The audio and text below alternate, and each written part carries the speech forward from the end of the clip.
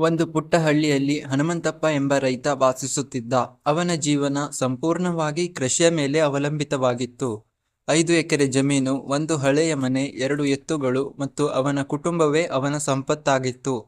ಹನುಮಂತಪ್ಪನಿಗೆ ಹೆಂಡತಿ ಲಕ್ಷ್ಮಿ, ಮಗ ಮಂಜುನಾಥ, ಮಗಳು ಕಾವ್ಯ ಮತ್ತು ವಯಸ್ಸಾದ ತಾಯಿ ಗೌರಮ್ಮ ಇದ್ದರು. ಕುಟುಂಬ ಶ್ರೀಮಂತವಾಗಿರಲಿಲ್ಲ, ಆದರೆ ಪ್ರೀತಿ ಮತ್ತು ಒಗ್ಗಟ್ಟಿನಲ್ಲಿ ಶ್ರೀಮಂತವಾಗಿತ್ತು.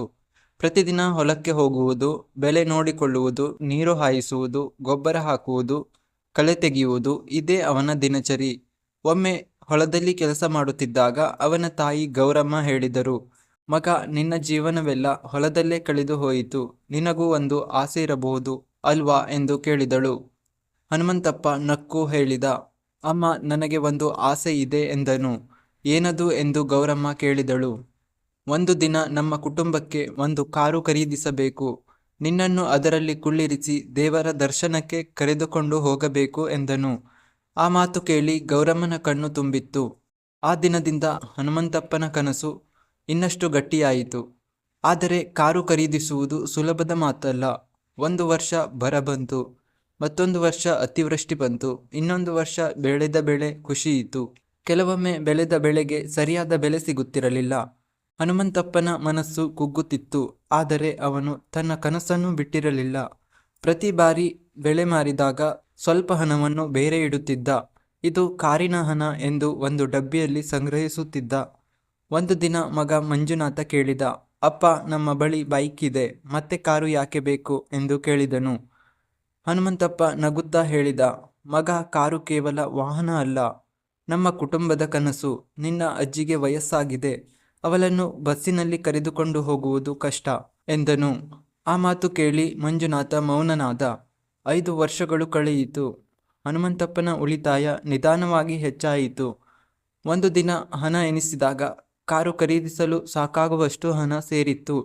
ಆ ರಾತ್ರಿ ಅವನಿಗೆ ನಿದ್ರೆ ಬರಲಿಲ್ಲ. ಅವನು ಸಂತೋಷದಿಂದ ಹೆಂಡತಿಯ ಬಳಿ ಹೇಳಿದ, ಲಕ್ಷ್ಮಿ, ನಮ್ಮ ಕನಸು ನನಸಾಗುವ ದಿನ ಬಂದಿದೆ ಎಂದನು. ಹೆಂಡತಿ ಸಂತೋಷದಿಂದ ಕಣ್ಣೀರು ಹಾಕಿದಳು. ಮುಂದಿನ ವಾರ ಇಡೀ ಕುಟುಂಬ ನಗರದಲ್ಲಿರುವ ದೊಡ್ಡ ಕಾರ್ ಶೋರೂಮ್ಗೆ ಹೋಯಿತು.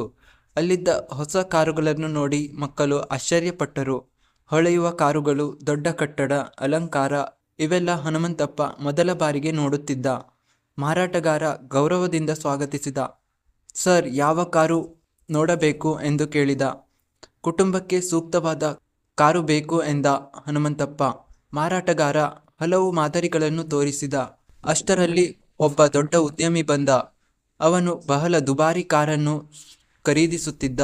ಅದರ ಬೆಲೆ ಕೋಟಿಗಿಂತಲೂ ಹೆಚ್ಚು. ಜನರೆಲ್ಲ ಅವನತ್ತ ನೋಡುತ್ತಿದ್ದರು. ಹನುಮಂತಪ್ಪ ಕೂಡ ಆ ಕಾರನ್ನು ನೋಡಿ ಆಕರ್ಷಿತನಾದ. ಎಷ್ಟು ಸುಂದರವಾದ ಕಾರು ಎಂದು ಮನಸ್ಸಿನಲ್ಲಿ ಯೋಚಿಸಿದ. ಮಾರಾಟಗಾರ ಅವಕಾಶ ನೋಡಿ ಹೇಳಿದ, ಸರ್, ನೀವು ಕೂಡ ಸಾಲ ತೆಗೆದುಕೊಂಡರೆ ಇಂತಹ ದೊಡ್ಡ ಕಾರು ಖರೀದಿಸಬಹುದು ಎಂದನು. ಕ್ಷಣ ಮಾತ್ರದಲ್ಲಿ ಹನುಮಂತಪ್ಪನ ಮನಸ್ಸಿನಲ್ಲಿ ಆಸೆ ಮೂಡಿತು. ನಾನು ದೊಡ್ಡ ಕಾರು ತೆಗೆದುಕೊಂಡರೆ ಊರಿನಲ್ಲಿ ಗೌರವ ಹೆಚ್ಚಾಗಬಹುದು ಎಂದು ಯೋಚಿಸಿದ. ಆದರೆ ತಕ್ಷಣವೇ ಅವನಿಗೆ ತನ್ನ ತಾಯಿಯ ಮಾತು ನೆನಪಾಯಿತು. ಸಾಲದ ಸುಖ ಒಂದು ದಿನ, ಸಾಲದ ನೋವು ಹಲವು ವರ್ಷ ಎಂದುಕೊಂಡ. ಅವನು ಮತ್ತೆ ಲೆಕ್ಕ ಹಾಕಿದ. ದೊಡ್ಡ ಕಾರು ತೆಗೆದುಕೊಂಡರೆ ಭಾರೀ ಸಾಲ, ಸಾಲ ಎಂದರೆ ಚಿಂತೆ, ಚಿಂತೆ ಎಂದರೆ ನೆಮ್ಮದಿ ಇಲ್ಲ. ಅವನು ಶಾಂತವಾಗಿ ತನ್ನ ಬಜೆಟ್ಗೆ ಸರಿಹೊಂದುವ ಕಾರನ್ನೇ ಆಯ್ಕೆ ಮಾಡಿಕೊಂಡ. ಮಾರಾಟಗಾರ ಆಶ್ಚರ್ಯದಿಂದ ಕೇಳಿದ, ಸರ್, ದೊಡ್ಡ ಕಾರು ಯಾಕೆ ತೆಗೆದುಕೊಳ್ಳಲಿಲ್ಲ ಎಂದು. ಹನುಮಂತಪ್ಪ ನಗುತ್ತಾ ಉತ್ತರಿಸಿದ, ನನಗೆ ಜನರ ಮೆಚ್ಚುಗೆಗಿಂತ ಕುಟುಂಬದ ನೆಮ್ಮದಿ ಮುಖ್ಯ ಎಂದನು. ಕಾರು ಮನೆಗೆ ಬಂದ ದಿನ ಇಡೀ ಹಳ್ಳಿಯವರು ನೋಡಲು ಸೇರಿದರು. ಗೌರಮ್ಮ ಮೊದಲ ಬಾರಿಗೆ ಕಾರಿನಲ್ಲಿ ಕುಳಿತಳು. ಅವಳ ಕಣ್ಣಲ್ಲಿ ಸಂತೋಷದ ಕಣ್ಣೀರು. ಮಗ, ನಾನು ಜೀವನದಲ್ಲಿ ಇದನ್ನು ನೋಡುತ್ತೇನೆ ಎಂದು ಅಂದುಕೊಂಡಿರಲಿಲ್ಲ ಎಂದು ಅವಳು ಹೇಳಿದಳು. ಹನುಮಂತಪ್ಪ ತಾಯಿಯ ಕೈ ಹಿಡಿದು, ಈ ಕಾರು ನನ್ನದಲ್ಲ, ನಿನ್ನ ಆಶೀರ್ವಾದದ ಫಲ ಎಂದನು. ಕೆಲವು ದಿನಗಳ ನಂತರ ಇಡೀ ಕುಟುಂಬ ದೇವಾಲಯಕ್ಕೆ ಹೋಯಿತು. ಗೌರಮ್ಮ ದೇವರ ಮುಂದೆ ಕೈಮುಗಿದು ಹೇಳಿದಳು, ದೇವರೇ, ನನ್ನ ಮಗನ ಪರಿಶ್ರಮಕ್ಕೆ ಫಲ ಕೊಟ್ಟಿದ್ದೀಯಾ ಎಂದಳು. 1 ವರ್ಷದ ನಂತರ ಹನುಮಂತಪ್ಪನ ಬೆಲೆ ಚೆನ್ನಾಗಿ ಬಂದಿತ್ತು. ಸಾಲದ ಹೊರೆ ಇರಲಿಲ್ಲ. ಮನೆಯಲ್ಲಿ ಸಂತೋಷ ಇತ್ತು. ಅದೇ ಸಮಯದಲ್ಲಿ ಆ ದೊಡ್ಡ ಉದ್ಯಮಿ ತನ್ನ ದುಬಾರಿ ಕಾರಿನ ಸಾಲ ತೀರಿಸಲಾಗದೆ ಕಷ್ಟ ಅನುಭವಿಸುತ್ತಿದ್ದ. ಅವನು ಹನುಮಂತಪ್ಪನನ್ನು ಭೇಟಿಯಾಗಿ ಕೇಳಿದ, ನೀನು ಹೇಗೆ ಇಷ್ಟು ನೆಮ್ಮದಿಯಿಂದ ಇದೆಯಾ ಎಂದು.